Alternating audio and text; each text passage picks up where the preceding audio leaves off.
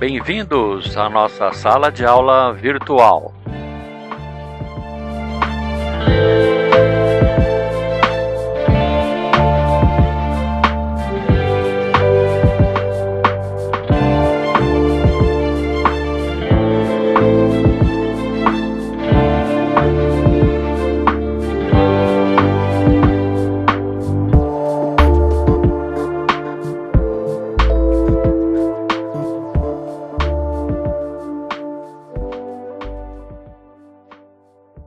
Lajes pré-fabricadas, tipologia e procedimentos.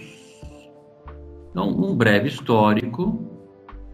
O sistema lajes pré-fabricadas surgiu mais precisamente na década de 70, final dos anos 60, início dos anos 70.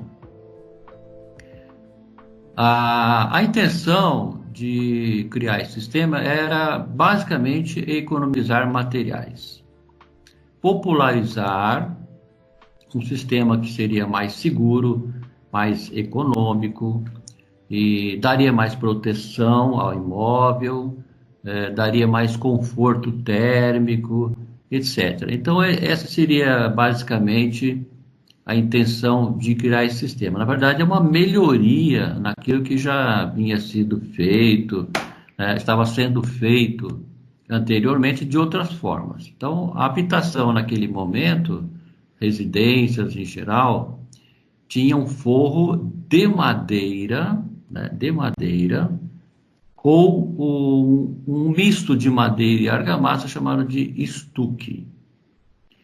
Então, as lajes pré-fabricadas vieram substituir esse sistema anterior, que tinha suas qualidades, mas a partir daquele momento já não era tão proveitoso, digamos assim. Tá? Então, esse primeiro sistema, ele consistia em vigotas de concreto armado, pré-moldadas, de concreto, e lajotas cerâmicas, As primeiras eram vigotas maciças, de formato prismático, em forma de prisma. Então, a argamassa era lançada numa forma metálica, que tinha um formato de prisma, e ali eram colocadas barras de ferro soltas, ferro fino, e após a secagem, essas vigotas eram desformadas, e elas serviam de sustentação para as lajotas cerâmicas. Então, isso era montado sobre o cômodo em construção, evidentemente, e depois era feita uma capa de concreto para unir essas peças. Tá? Então, esse seria o primeiro sistema que foi criado para substituir os forros de madeira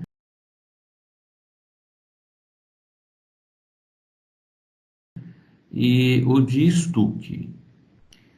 Agora, a outra modalidade que também era usada na época era a laje maciça, a laje maciça de concreto, usando evidentemente as formas, tipo tabuleiro, no caso seriam tábuas, porque antigamente a chapa de compensado também não existia, que é um produto mais moderno.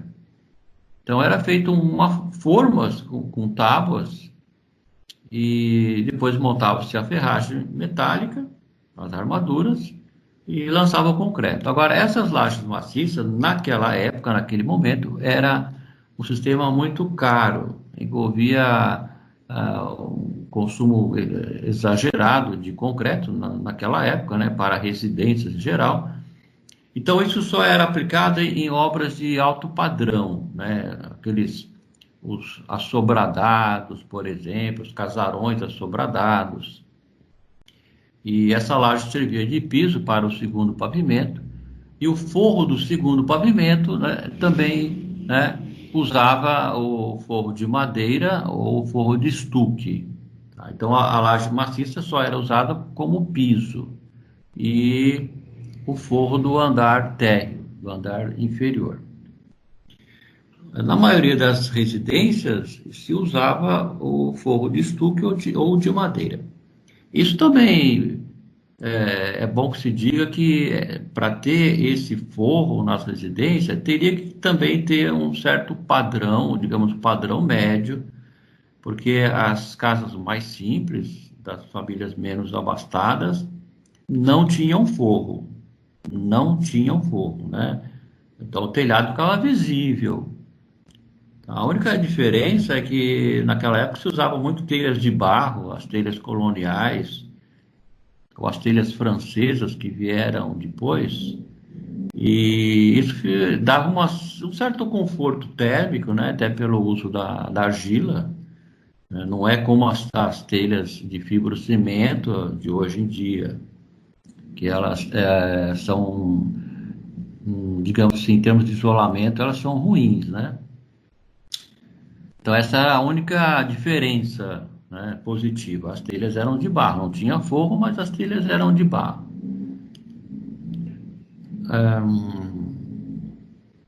Então, esse sistema chamado de estuque, ele era uma estrutura de madeira feita com sarrafos de pinho, em forma de grelha, tá? E essa estrutura, ela sustentava uma tela metálica e isso era preenchido com argamassa. Então, essa tela metálica formava um xadrez de mais ou menos 50 centímetros por 50 centímetros, e aí era pregado a tela de estuque pelo lado interno. Depois,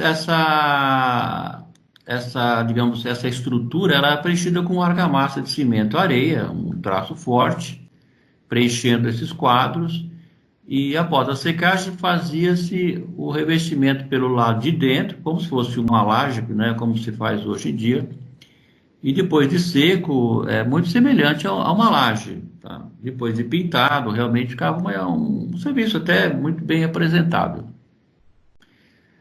O problema o lado negativo seria o surgimento de trincas ao longo do tempo.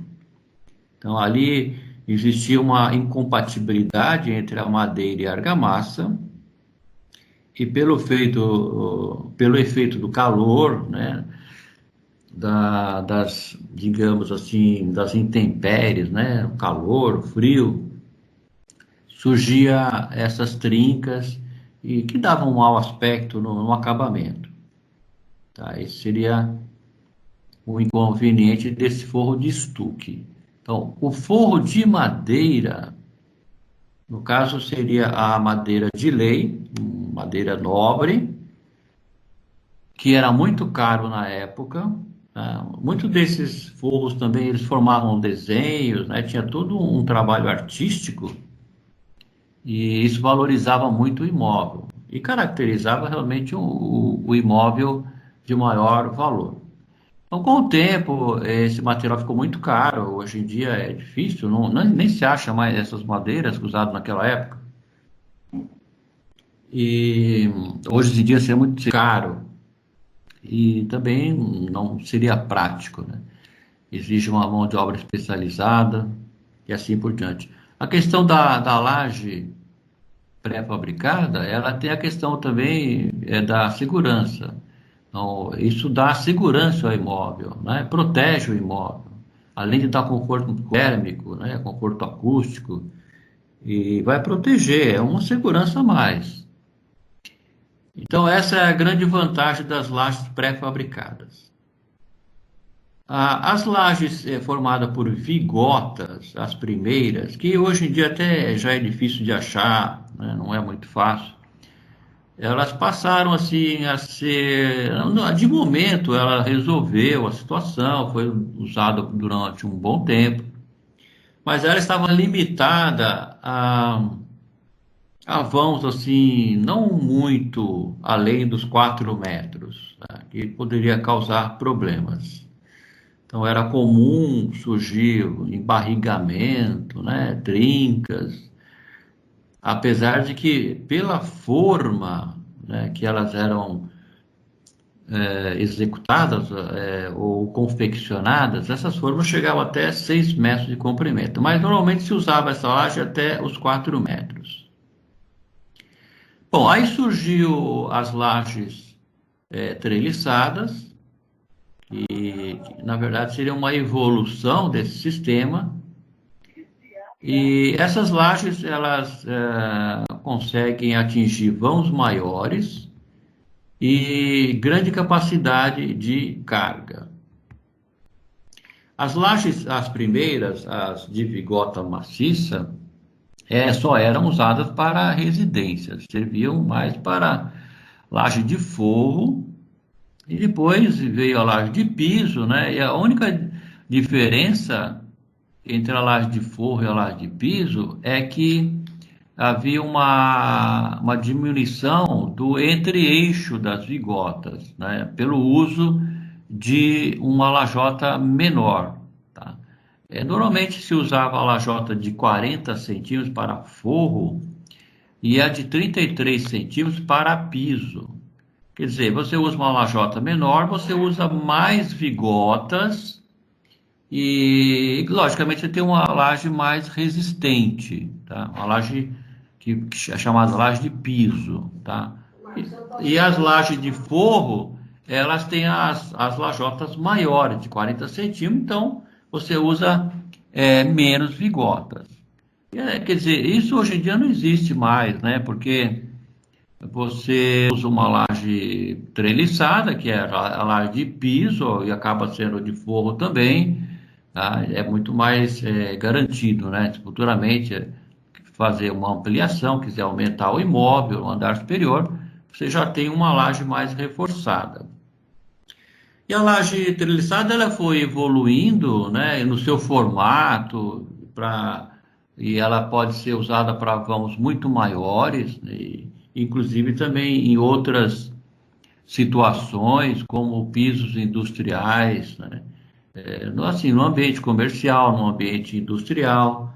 Então, hoje em dia, ela pode chegar até 16 metros de vão, e em termos de altura, ela pode chegar até 30 centímetros de altura, né, depois do preenchimento de concreto. Então, é uma laje muito mais confiável, de maior capacidade, maior versatilidade, certo? E é muito prático, né? Mesmo em edifícios, né? Edifícios de uso público, preferencialmente se usa as lajes treliçadas. E, na verdade, assim, se for para vãos maiores e grande capacidade de carga, existe o painel treliçado, que seria um produto, né, diferenciado, né, muito mais resistente e justamente para suportar grandes cargas. Então, ao contrário da laje treliçada, o painel treliçado, ele não tem esse enchimento de cerâmica ou de isopor, e só se usa o painel encostado um ao outro e faz o preenchimento de concreto como se fosse uma laje maciça. Existe também um tipo de painel treliçado que ele é semelhante a uma laje nervurada. Então, pelo próprio formato do painel treliçado, e ele tem uma peça de concreto, né, que vai acoplado a esse conjunto, e na concretagem, né, formam-se vigotas, né, no meio dessa laje formam-se vigotas. Então seria as vigotas maciças de concreto, evidentemente, paralelas umas às outras. Então seria um tipo de laje nervurada. Tá? Então é isso.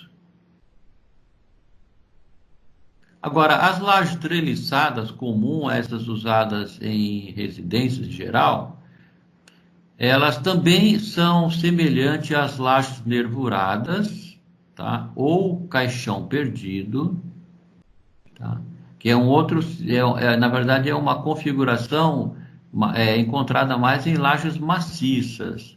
Então, se essas lajes forem cobrir espaços, né, maiores, grande intervalo entre pilares, entre os vigamentos, e então usa-se esse recurso para diminuir a espessura da laje. Então, faz-se ao mesmo tempo um conjunto de vigas paralelas, tá? Que seria a laje nervurada, ou perpendiculares, né? Formando quadrados, né? É chamado de caixão perdido, que na verdade é um espaço que fica embaixo, né? Pelo lado de baixo da laje, semelhante a uma colmeia. Não no mesmo formato, né, da colmeia, mas semelhante à colmeia, formando realmente uma reentrância, né, um espaço vazio sob a laje. Então, são essas lajes que chamado caixão perdido. No caso da laje nervurada,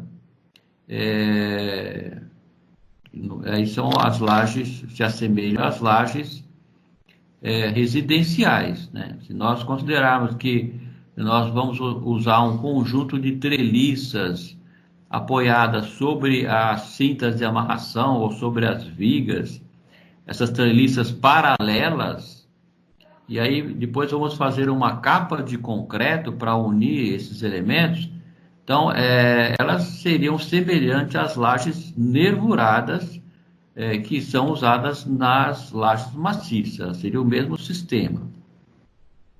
Então, as lajes treliçadas, as lajes pré-fabricadas, são um tipo de laje apoiada numa direção, tá? Na direção, evidentemente, das treliças. Agora, com relação ao enchimento, né, nós temos a possibilidade de escolher entre as lajotas cerâmicas ou o isopor, que também seria uma evolução, né, desse método de enchimento. Então, esses elementos são usados para economizar o concreto. No caso do isopor, né, que hoje em dia é até mais fácil achar as lajes de isopor do que a laje de cerâmica, tá? Apesar de que elas são mais caras, teoricamente elas são mais caras as de isopor do que as cerâmicas. Mas muita gente prefere a laje com enchimento de isopor pelo fato de ser mais leve. Quer dizer, vai sobrecarregar menos a estrutura, tá? Devido ao baixo peso do isopor, né? Mas é uma questão de gosto, ou digamos assim, de preferência do proprietário, né, do dono da obra, e também do custo, né? Depende do custo. A vantagem do isopor é a leveza, certo? E a desvantagens, né? A desvantagem do isopor, que ao longo do tempo pode ser semelhante ao estuque, né? Ao forro de estuque, que são fissuras. Podem aparecer fissuras devido à diferença entre os materiais, a argamassa e o isopor. Tanto que é necessário ter cuidados especiais na hora de, por exemplo, fazer aquela camada que vai dar rugosidade, né, para a laje, para aderir melhor ao revestimento, que no caso da cerâmica, nós fazemos um chapisco de cimento e areia, seria a primeira camada do revestimento. No caso do uso do isopor, tem que usar um produto industrializado, que parece mais pintura, né? Ele é o chapisco rolado, né? É aplicado com rolo. Então, após a secagem, você tem uma superfície mais áspera, para aderir melhor à camada de embolso, de regularização. Então, tem essa questão também. A própria argamassa do embolso, que vai regularizar a laje, quando usado isopor, é necessário aplicar um produto em forma de adesivo, próprio para isso, também para melhorar a aderência, né, da argamassa nas placas de isopor. Então, isso ao longo do tempo pode ocasionar, pode aparecer ou surgir fissuras no revestimento, tá? E é aquele tipo de trincas que você pinta dali 4, 5 meses, 6 meses, volta de novo. Quer dizer, é um trabalho de acabamento que não é tão durável como quando você usa as lajotas cerâmicas, tá? Então é isso. Bom, se nós temos um conjunto de treliças que serão apoiadas sobre as paredes, reforçadas com cintas de amarração ou viga de concreto, já que ela não pode, de maneira nenhuma, ser apoiada diretamente sobre a parede, né, parede nua, isso não é permitido, não é aconselhável, porque vão surgir rachaduras, as paredes não resistem a esses esforços assim concentrados. Tem que ter uma distribuição, tem que ter um elemento de concreto para distribuir o peso uniformemente ao longo da parede. Então, o que acontece? Nós temos que escolher, em primeiro lugar, o menor vão, né? Essas treliças, elas são dimensionadas, né? Sempre em relação ao menor vão. Então, é claro que quanto menor o vão, menos aquela peça vai ser solicitada, através do peso, né? A força-peso, o peso próprio, o peso do que é colocado sobre esta laje. Então, a primeira regra para o dimensionamento das treliças, do comprimento, é sempre usar o menor vão. Com relação ao apoio mínimo das treliças, é recomendado, tá, que seja pelo menos 5 centímetros, tá? Isso assim, o apoio da treliça sobre as paredes, né? No caso das treliças que ficam paralelas à parede, então eu vou ter a lajota ou a placa de isopor apoiada na treliça e na parede, tá? Então esse apoio tem que ser no mínimo 2 centímetros sobre a parede para as lajotas. Então é isso. Bom, então eu tenho lá um conjunto de treliças fechando todo o espaço daquele cômodo. E esse conjunto de treliças ele vai ser apoiado sobre um escoramento de madeira devidamente posicionado, né, nivelado, de maneira a não permitir o esforço daquela treliça. Tá? Então ela tem que ter um apoio suficiente, pensando que aquilo depois vai receber uma carga de concreto.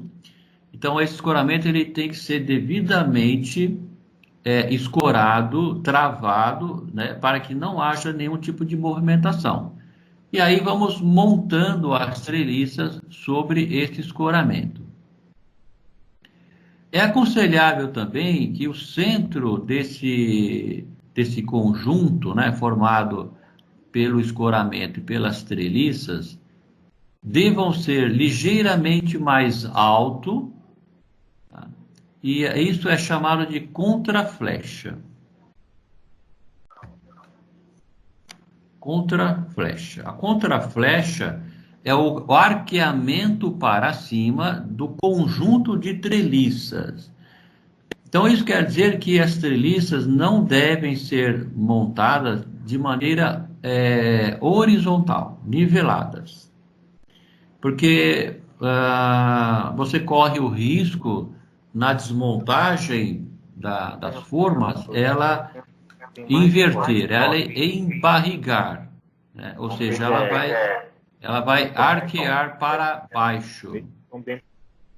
Então, se eu tiver um conjunto de treliças apoiados sobre os escoramentos, devidamente arqueado para cima, dando a contraflecha, nós vamos montar os elementos de argila ou isopor, começando pelas extremidades, né? Começando pelas extremidades e completando integralmente a fiada, né? De maneira a não deixar espaços vazios, né? Nós não podemos deixar, isso vai ter que ser concretado depois, tá?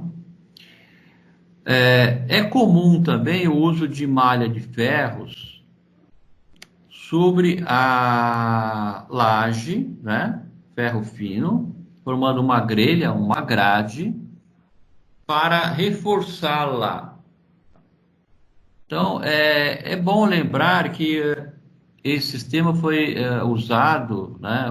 Esse sistema foi criado para economizar materiais, concreto e ferros, né? Porque antes se usava as lajes maciças, então elas vieram substituir as lajes maciças. Então, precisa tomar cuidado para, de repente, não colocar um ferro exageradamente, né? Ferro com uma bitola grande, uma malha muito justa, né? Muito próxima uma da outra, que aí vai ter um gasto desnecessário e não vai realmente usufruir das vantagens desse sistema. Então, depois de montada a laje, né? Nós vamos também, não podemos esquecer de montar as tubulações de elétrica com as caixas de iluminação, por exemplo. Então, fazer é claro que tem que estar pronto já esse projeto de elétrica, né, para posicionar essa tubulação, a tubulação que vai descer para as paredes, para os pontos, os interruptores, os pontos de força. E aí fazemos a concretagem. Geralmente a capa em lajes residenciais, a capa de concreto, ela tem cerca de 4 centímetros acima da treliça. Então isso vai resultar numa espessura em torno de 12 centímetros, espessura total da laje treliçada, né? Laje o de uso residencial, em torno de 12 centímetros, isso é suficiente. Com relação ao escoramento, então, as escoras devem permanecer pelo menos 3 semanas, no mínimo, sendo que o ideal seriam 4 semanas, para que haja uma cura do concreto suficiente, né, para evitar problemas futuros. Tá? Com relação aos escoramentos, normalmente se usam tábuas de pinho, as tábuas de 30 centímetros,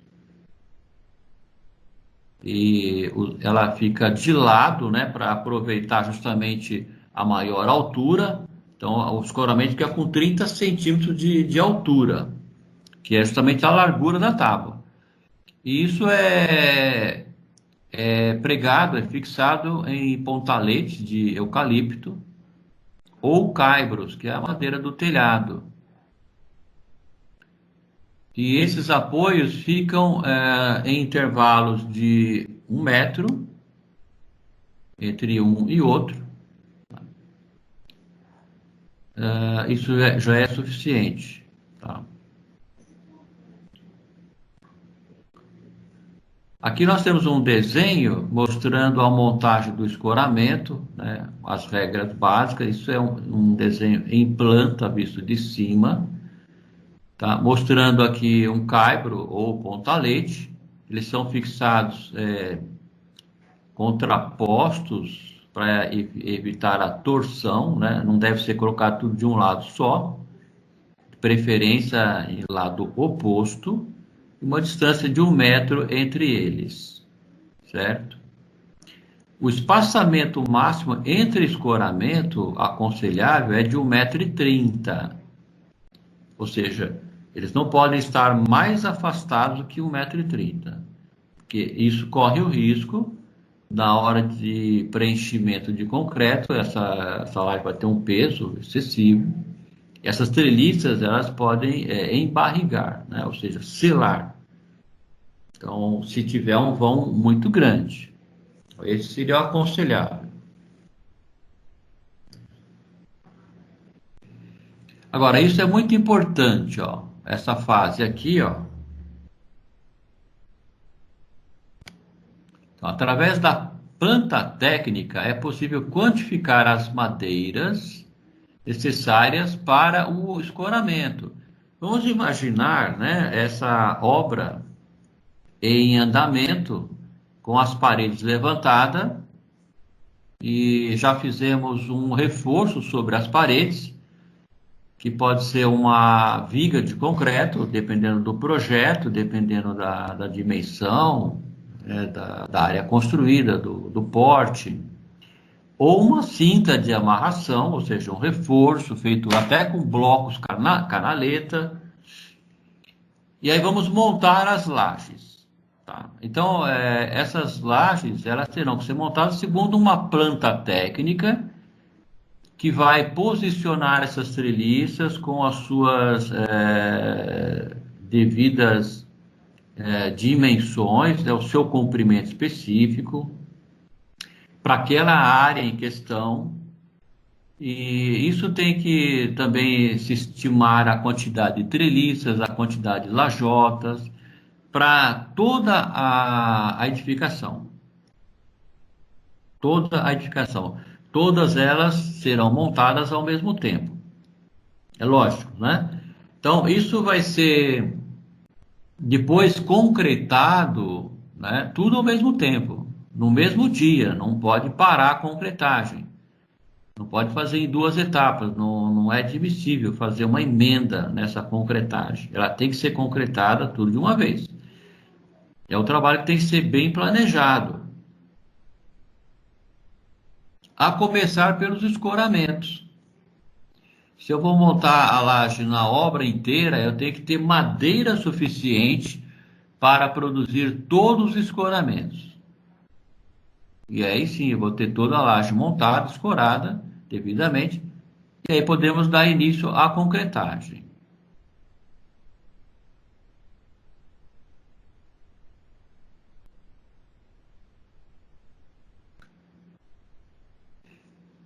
Com relação à contraflecha, o que é aconselhável, né, quando se usa a treliça, é manter pelo menos 1% do vão livre, né?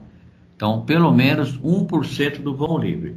As lajotas, as vigotas de concreto, as lajes antigas, elas tinham até uma contraflecha em centímetros, até maior, já específica, né? Por exemplo, um vão de 4 metros tinha que arquear 4 centímetros, assim por diante. As treliças, por ser mais rígidas, então 1% do vão, mesmo assim é necessário observar para ver se a extremidade da bigota não fica suspensa, se ela não fica no ar. Ela tem que estar apoiada dos dois lados. Então esse arqueamento é feito de maneira a deixar levemente arqueado para cima, mas sempre pensando assim em não prejudicar aquela peça, a treliça. Não esforçar essa treliça, não arquear muito para cima, de maneira que ela fique suspensa. Isso vai comprometer a laje, né, a peça, quanto da concretagem, né? Porque o efeito do peso, né? O peso do concreto vai forçar essas peças e elas poderão se romper. Então, a gente considera 1%, mas isso é muito relativo. Essa contraflecha também é indicada para vãos maiores que 2 metros. Para vãos menores que 2 metros, não é necessário dar a contraflecha. Ela pode ficar montada, né? Ela pode ser montada de forma nivelada. Com relação ao escoramento, né, se eu tenho um vão grande, onde eu vou usar 2 ou 3 escoramentos, a distância média seria 1,30, 1,30 m entre os escoramentos. Se eu tiver vãos até 1,50 m, que é muito comum em corredores, né, circulação, por exemplo, muitas vezes não tem nem 1,50 m, pode ter 1 m, 1,20 m, né? No caso de residências, não são muito largos. Então, nesse caso, não é necessário prever um escoramento. Tá? Então, a treliça ela é montada sem o escoramento. Ela vai ficar apoiada nas extremidades sobre as paredes.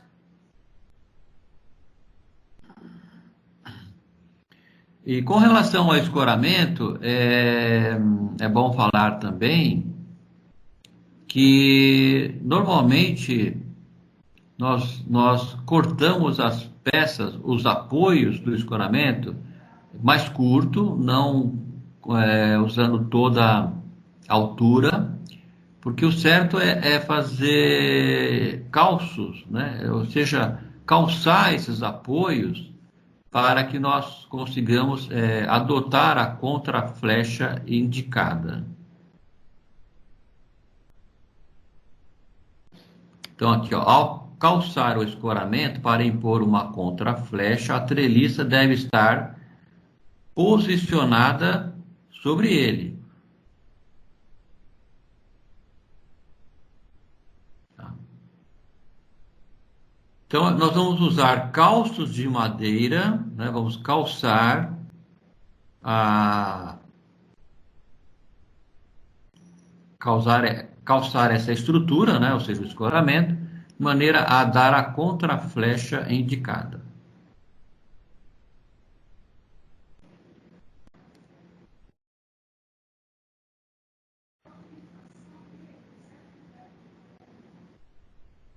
Sequência de atividades.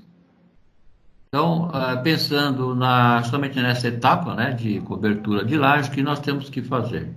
Então, no início já do projeto, nós temos que definir a planta técnica. Ela faz parte desse conjunto de informações chamado de projeto arquitetônico. E aí vamos englobar a planta de prefeitura, planta de estrutura, de elétrica, de hidráulica e etc. Então, planta de locação e a planta técnica de lajes pré-fabricada. Aí vamos vamos discriminar a orientação, o sentido das treliças, o seu comprimento, a contraflecha, a quantidade de escoramentos e na união dessas lajes, né, entre os cômodos, quando eu tiver uma situação chamada de laje contínua, eu vou determinar a armadura negativa.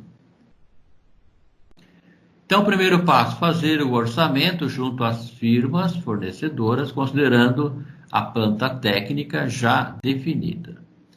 Quando as paredes estiverem à meia altura, avisar o fornecedor para a conferência das medidas na obra. A montagem das lajes é feita após o posicionamento do escoramento. A colocação das vigotas ou treliças, segundo as medidas indicadas em planta técnica. Então, essa laje, quando chega na obra, ela tem que estar identificada. O seu comprimento, né? Aí, quem está administrando a obra vai saber exatamente em qual cômodo ele vai montar essas treliças. É assim que funciona. Então, aí colocamos as lajotas, né? A colocação das caixas de ponto de luz e respectiva tubulação, que são os eletrodutos. Antes da concretagem, molhar abundantemente. O traço do concreto indicado é 1:2:3, até 2,5:3,5, empregando-se pedra número 1 para melhor penetração. Molhar nos primeiros 3 a 4 dias para melhor pega do concreto. Inclusive, em dias de muito calor, época de verão, é aconselhável molhar 2 vezes ao dia, de manhã e à tarde. O ideal é que seja pelo menos uma semana após a concretagem. Desmontar as escoras após 28 dias, né? Isso seria o recomendado, tá? No mínimo 21, mas o ideal seria 28 dias. Agora, esta nota aqui é importante. As fábricas de lajes pré-fabricadas devem ter um registro no CREA que exige um responsável técnico sobre a sua produção. Isto irá eximir o responsável pela obra em caso de irregularidades. Então, antes de comprar laje, antes de encomendar, é bom procurar saber se a empresa que faz a laje, a fábrica que faz a laje, tem um registro no CREA e tem um engenheiro responsável. Tem um responsável técnico pela produção de laje, tá? Porque é muito, assim, isso é importante porque é comum acontecer acidentes, irregularidades, a laje ela pode embarrigar, né? E se ela precisar ser refeita, vai gerar um prejuízo, né? Perda de material, atraso na obra, custo com mão de obra. Então, isso é importante, porque aí, no caso, o fabricante da laje é que vai ser o responsável, ele vai ter que arcar com os prejuízos, certo? Então, em lajes contínuas, né? Lajes contínuas, nós vamos ver um desenho logo, logo, vai ficar fácil o entendimento. As lajes contínuas, elas podem gerar trincas nas emendas, tá? Então, para evitar isso, nós usamos um recurso que é fixar barras de 10 milímetros na ferragem superior das treliças, 1 metro para cada lado, tá? Então, eu corto um pedaço de 2 metros e amarro 1 metro para cada lado, tá? Ou seja, na emenda, né? A emenda é a parede, né? Você tem 2 lajes apoiadas sobre a parede, então aí você tem uma emenda de laje. As treliças têm que estar na mesma direção, certo? As treliças têm que estar na mesma direção, nos 2 cômodos. Então, isso caracteriza uma laje contínua, ou seja, está tendo continuidade. Então, ali é comum o surgimento de trincas, né, de rachaduras. Então, essa peça ela não vai ser totalmente coesa, né? Ela não vai ser uma sólida, vai aparecer uma trinca ali. Então, para evitar isso, nós fazemos um reforço, né? É o tal do ferro negativo. Então, cortamos pedaços de 10 milímetros, colocamos 1 metro para cada lado da emenda a cada 50 centímetros, tá? E aí fazemos a concretagem, isso é um reforço.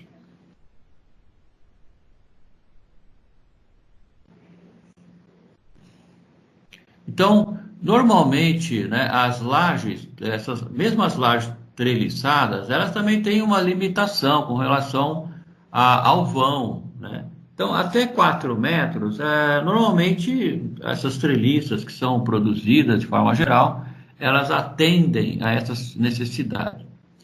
Se ultrapassar de 4 metros, é bom entrar em contato com o fabricante, indicar realmente o vão, né, que você vai usar essa laje, porque muitas vezes é necessário colocar um ferro adicional, né, na treliça, na base da treliça. Então ela tem essa base de concreto, então é necessário colocar um ferro adicional para atingir vãos maiores, 5 metros, 6 metros. E também para uma carga maior. Normalmente, as lajes residenciais de piso, a sobrecarga é 200 quilos por metro quadrado. 200 quilos por metro quadrado. Essa seria a especificação das lajes residenciais de piso. Mas se for num ambiente comercial, que vai colocar mais peso, vai servir de depósito, tem prateleiras, então ela pode chegar até 500 quilos por metro quadrado, tá? No caso do painel treliçado, como esse daqui, essas cargas podem ser 1.000 quilos, né? Ou seja, 1 tonelada por metro quadrado, né? Essas já são de grande capacidade. Aqui, essa primeira aqui do lado esquerdo é uma laje montada com as vigotas maciças, tá? Aquelas que hoje em dia até são mais difíceis de achar, né? E aqui também caracteriza uma laje contínua, como eu falei para vocês. Ó, essa aqui é uma emenda, né? Aqui tem uma parede aí. Essa parede deve ter uma cinta de amarração. Então, eu tenho essa laje apoiada aqui, essa apoiada aqui. Então, aqui se caracteriza uma laje contínua. Então, é nessa emenda que nós vamos colocar as barras de ferro para reforçar, tá? Aqui a laje treliça, né? Treliçada, que é constituída por essa base de concreto, onde nós fixamos essa treliça metálica. Aí temos aqui o enchimento, né, que é uma lajota cerâmica. E aqui nós temos o painel treliçado, mais usado em obras industriais, tá? Que uma placa, geralmente é um conjunto, né? Que tem um enchimento de isopor, que ele é bastante espesso, e essa treliça, ela forma uma laje nervurada, né? É semelhante a uma laje nervurada, que aqui vai formar uma vigota de reforço, tá? Juntamente com essa capa de concreto que vai ser lançada aqui, tá? Então é semelhante a uma laje nervurada, uma laje maciça, na verdade é uma laje pré-fabricada. É muito mais prático esse sistema, porque é fácil imaginar que a laje nervurada você tem que montar toda a caixaria das vigotas, montar os tabuleiros para a laje maciça. Nesse caso, não, né? Aqui já está pronto, é só lançar o concreto.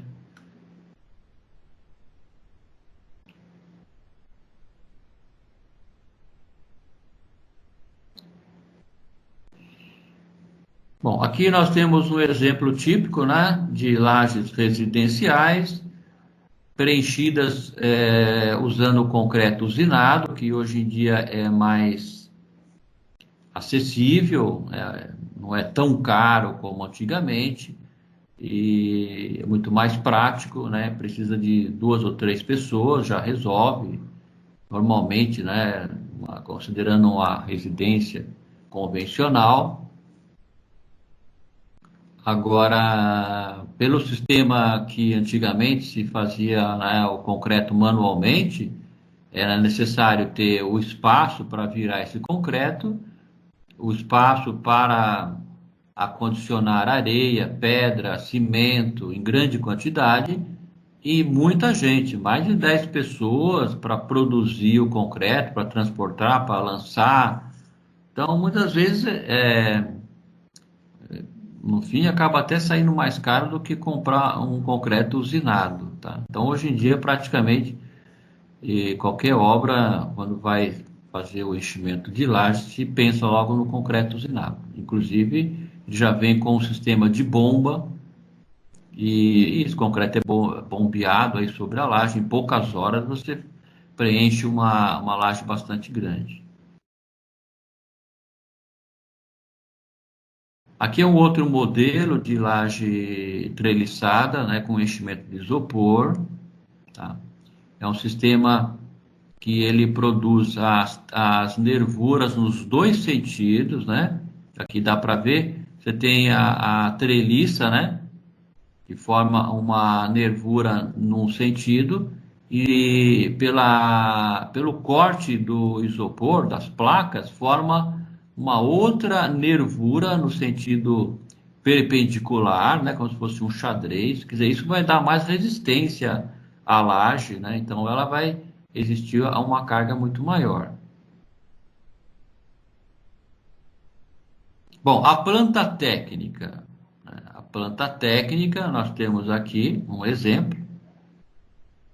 bem simples, aqui é uma planta arquitetônica, né? Digamos, o que importa para a gente é a simbologia, tá? Qual é a simbologia que nós usamos na planta técnica?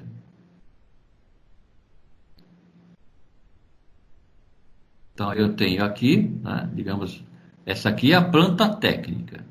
Então, o que que nós vemos aqui? Nós vemos as linhas que determinam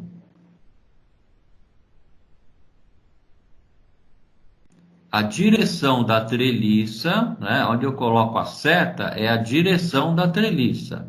A treliça vai apoiada aqui nessas duas paredes.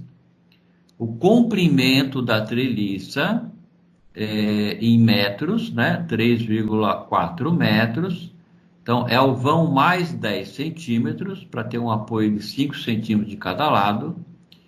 E aqui na parte de baixo, eu coloco a contraflecha em centímetros, considerando 1% do vão, tá? Nesse caso, seria 3,5 centímetros.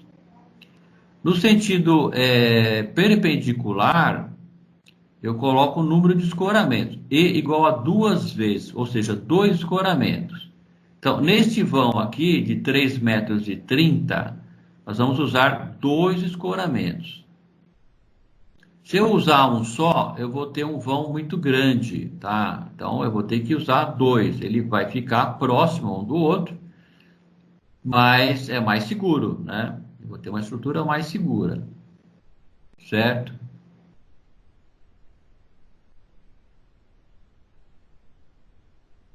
Vou ver um outro exemplo aqui.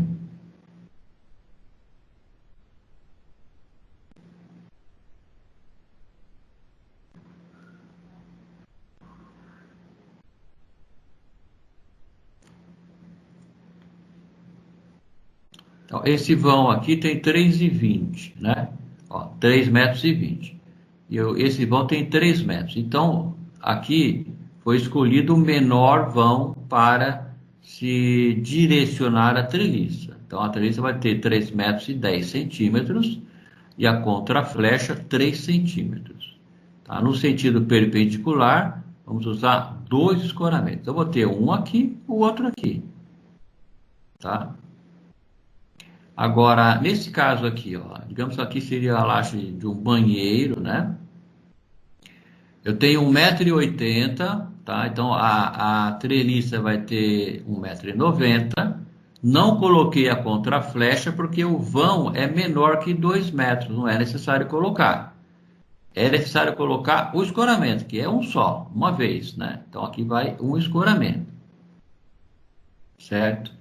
Agora, esse símbolo aqui é o símbolo do ferro negativo, porque essa treliça ela está contrapondo, está em oposição a esta treliça aqui. Seria um caso típico da laje contínua, certo? Então aqui é necessário você colocar a indicação do ferro negativo. Neste trecho aqui não, tá? Porque a treliça ela está perpendicular à outra. Então, nesse caso, nós não colocamos o ferro negativo. Aqui, nessa situação, você tem 2 cômodos, e a emenda dessa laje, que seria esta parede, nós temos as treliças paralelas. Então, essa treliça é paralela a essa. Então, aqui, nós não adotamos o ferro negativo. Tá? Não é um caso de laje contínua. Tá? Aqui, este trecho, tá? Eu tenho a treliça, ela tá. Eu temos que imaginar que eu vou ter uma série de treliças aqui, não é isso? Porque o vão, o eixo entre as treliças é 33 centímetros. Então eu vou ter aqui treliça, certo? E essa também vai estar se opondo ou estar em contraposição, né, com essas treliças aqui. Então, nesse trecho, sobre esta emenda, nós vamos adotar o ferro negativo. Tá? Então, é assim que se adota o ferro negativo, somente onde houver a laje contínua.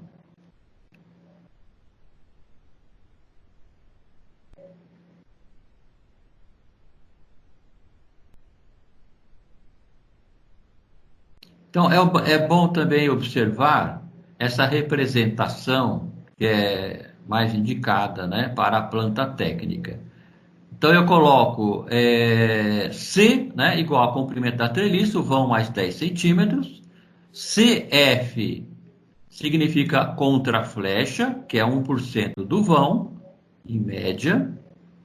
E o E é o número de escoramentos, ou seja, o mesmo vão da treliça, eu vou dividir por 1,3, subtrair 1, tá? É o contrário do que nós fazíamos para calcular o número de treliças, número de estribos, né? Ou o número de gravatas, tá? Que aí somava mais uma peça, né? Aqui nós vamos subtrair uma peça. E aí eu vou arredondar para números inteiros, certo?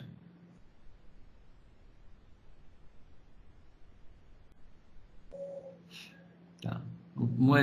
Estou pensando aqui num exemplo bem prático para vocês imaginarem isso.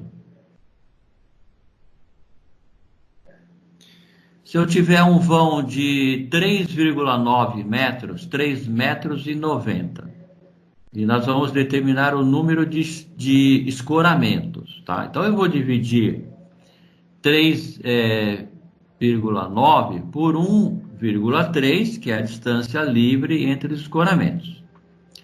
O resultado será 3. 3, né? 3,9 dividido por 1,3 vai dar 3. Então não são 3 escoramentos, porque as treliças serão apoiadas nas extremidades, né, juntamente sobre as paredes. Então, 3 menos 1, resultado é 2, são 2 escoramentos. Então, nesse vão de 3,9 metros, nós vamos ter 2 escoramentos para ser planejados, né, em relação à quantidade de madeiras. É isso, acho que esse exemplo é bem simples de entender.